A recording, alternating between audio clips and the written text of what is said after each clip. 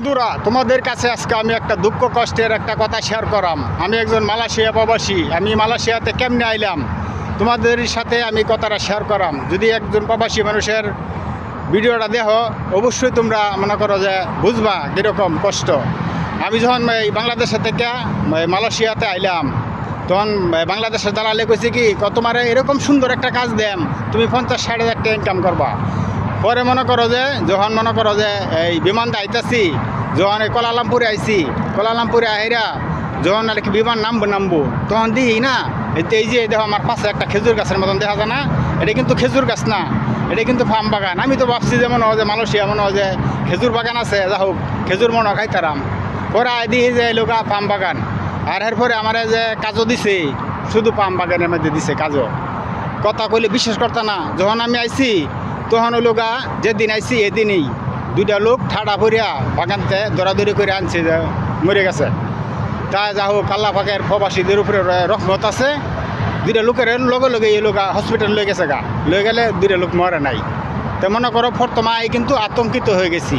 আসলে বাংলাদেশের যারা দালালেরা আছে তারা কিন্তু কয় যে কাজ দিব একটা, পরে কিন্তু দেয় আরেকটা। এই বেমানি করাটা তো কিন্তু ঠিক না।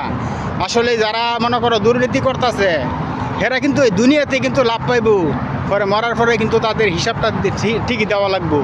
তো শোনো, পরে যখন আমি আইলাম, পরে আমার এরকম মনটা খারাপ হয়েছে। আমি বাংলাদেশে যাই আমরা যাই হাইরা, যা দালালে আমার মিথ্যা কথা কই হাইরা, বেশি টেহানি হাইরা আমার ফার্ম বাগানও দিছে। হ্যাঁ, এই দেখো একই প্লাইড আইছি, মনে করো মানুষ আইছে 1,80,000 টাকা দা, ওগুলো কই দিছে তোমাদেরকে কাজ দেন পাম বাগানে। আর আমাদেরকে কইছে যে মিল ফ্যাক্টরি কাজ দিব, আমরা 50-60 হাজার টাকা ইনকাম করাম। ঠিক আছে।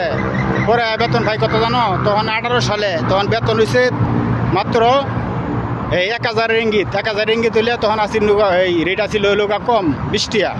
তখন ওই লোক বাংলাদেশের কত 20 টাকা রেট হইলে 20,000 টাকা।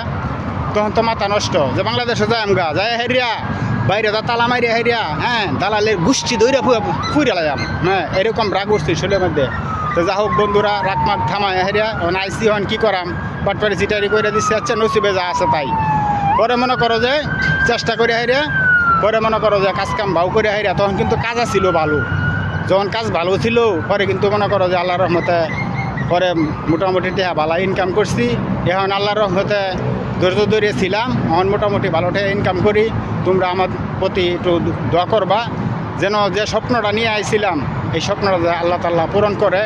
আর তোমরা যারা মনে করো যে এই মালয়েশিয়াতে আইবা, কলিং খুলবো, তোমরা কিন্তু এজেন্ট ভিসাতে কেউ আই না, তুমি তো মরে যাইবা ঠাই না। তোমরা আইলে কি কেমনে আইবা জানো? একটা কোম্পানির বিষয় লই আইবা। ঠিক আছে, কোম্পানি